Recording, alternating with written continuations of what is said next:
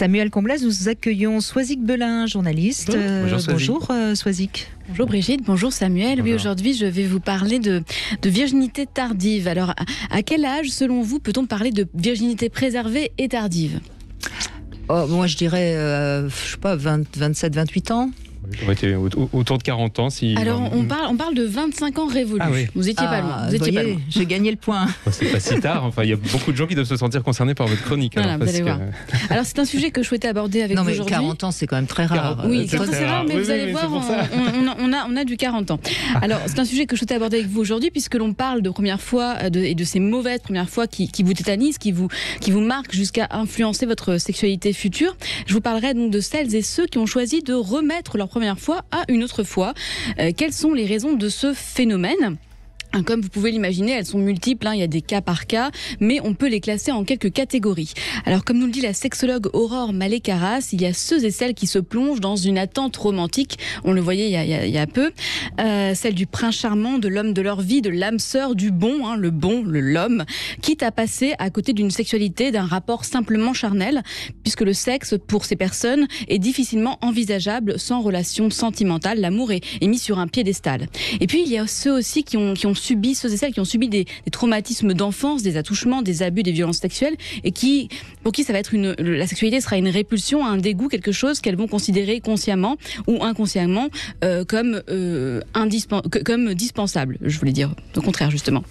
Et puis il y a ceux ou celles qui se disent et se reconnaissent comme asexuels, qui ont une absence de libido. Oui. Voilà, de plus en plus nombreux. De plus en plus nombreux, oui. Le sexe n'est pas véritablement une priorité. Elles sont plus en recherche, il et elles sont plus en recherche de leur identité sexuelle. Et puis il y a aussi la fameuse question religieuse, là où la virginité féminine est considérée comme une valeur. Dans notre société patriarcale, je sais que ce mot va vous irriter, Brigitte. J'ai rien dit. Mais il est vrai qu'encore aujourd'hui, la valeur d'une femme décroît avec le nombre de ses partenaires sexuels. Et il y a une véritable inégalité face à cela entre hommes et femmes. Alors selon la sociologue brésilienne Elisabetta Regina de Oliveira, je la cite, alors que la virginité est notre condition naturelle d'être humain, nous naissons toutes vierges et à un moment nous perdons cette virginité. La société nous pousse à croire que le sexe est inévitable, mais rien n'est plus faux. La sexualité, l'homosexualité ou la virginité tardive font partie des couleurs de l'arc-en-ciel de la diversité sexuelle. Sauf que non, mais ça c'est vrai. Oui. Mais cette virginité tardive, c'est la réalité. Cette virginité tardive, choisie ou pas, finit sur le long terme par avoir des conséquences. Et là, je cite quelqu'un que vous connaissez également, le docteur Sylvain Mimoun, lorsqu'il parle d'un engrenage. Le temps passe et aux raisons de départ, dont je vous parlais tout à l'heure, s'ajoute l'appréhension, la honte d'être encore vierge à un âge...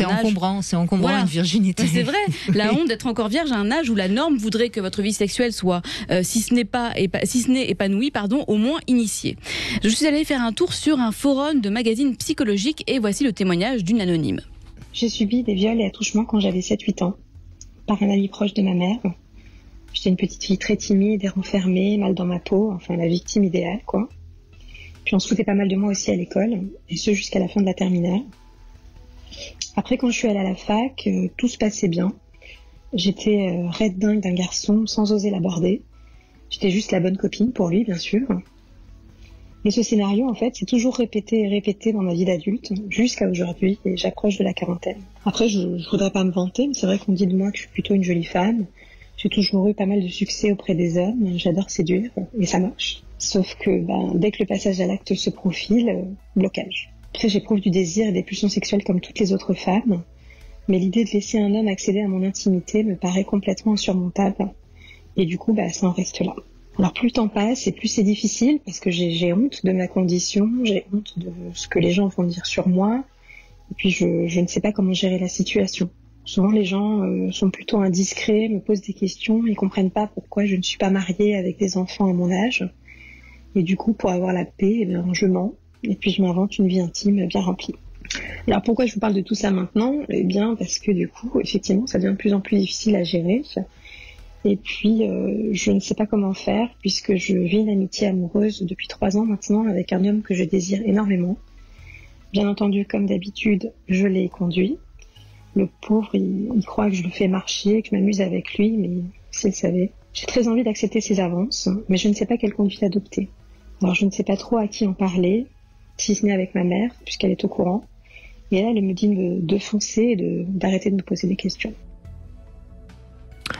Voilà, cette jeune femme a 40 ans. Je précise, on parlait. J'adore la mère, fonce, alors que justement, elle dit qu'elle n'y arrive pas. Non, mais parfois, les conseils ne sont pas toujours subtils. Et puis, comme il y a la théorie donc, du verre à moitié vide, il y a le verre à moitié plein. Voici 2 infos qui peuvent permettre à ceux et celles qui ont une virginité tardive, qui la vivent ou qui l'ont vécue, de relativiser ce qui peut parfois devenir un traumatisme. Une étude américaine, évidemment toujours américain, vous allez voir, réalisé par l'université du Texas à Austin, fait sur un échantillon de 1659 jeunes Texans âgés de 16 à 29 ans, en incluant donc les précoces, premiers rapports sexuels avant l'âge de 15 ans, dans les temps entre 15 et 19 ans, et les plus tardifs. Alors eux, ils considèrent que les plus tardifs, c'est à partir de 19 ans. La conclusion de l'étude est la suivante: les personnes classées en retard, donc ces virginités tardives, présenteraient de meilleurs résultats scolaires, un revenu plus élevé par la suite, mais ils seraient surtout plus à l'aise dans leurs relations sociales. Parce que ces personnes donc, qui auraient eu des relations sexuelles tardives présentent à la base un manque de confiance en soi et donc seraient plus sélectifs par la suite dans leur choix d'entourage. Bref, je m'arrête là parce qu'on est d'accord que c'est un peu capillotracté tout ça. C'est du n'importe quoi. Voilà. Et puis la seconde info qui pourra vous faire voir votre virginité différemment, c'est en juillet 2021, mais ce n'est pas la première fois, puisque nous dit l'article paru dans le métro belge. 2020. Oui, d'accord. Aujourd'hui, j'ai des problèmes avec les dates, les chiffres. Je vois ça, oui. Donc c'est pas la première fois, comme nous le dit l'article paru dans le métro belge, puisqu'une Roumaine de 18 ans avait déjà, elle aussi, vendu sa virginité en 2017. Gia Courtenay a 27 ans et elle décide de vendre sa virginité sur un site d'escorte qui s'appelle Cinderella Escort, une enchère qui démarre à 100 000 €. Elle se confie au magazine en disant qu'elle en a marre d'attendre la bonne personne et que quitte à avoir une relation sexuelle avec un garçon, eh bien autant que ça rapporte. Qu'elle détestera certainement peu de temps après l'acte, donc elle part défaitiste, autant vendre ce qu'elle a réussi à préserver jusque-là, à savoir sa virginité. Voilà. Eh oui, bon. Écoutez, donc mais peut-être qu'à 40 ans, ça vaut moins cher qu'à 27 ans. Hein. Donc si on veut vendre sa virginité, voilà, il faut peut-être pas trop attendre quand même. Pas trop tardif. À 20 ans, ça vaut peut-être pas grand-chose, mais 27-28 ans, 27, c'est pas mal, ça doit être le bon âge. Bon, de toute façon, choisis que c'est trop tard. Oui, non, là, c'est trop tard, effectivement. Mais j'y ai pensé, hein, vous savez, en lisant cet article. Je me suis dit que j'étais passée à côté de quelque chose, quand même. Et moi, je serais pas crédible non plus. Bon, donc de toute façon, tant pis.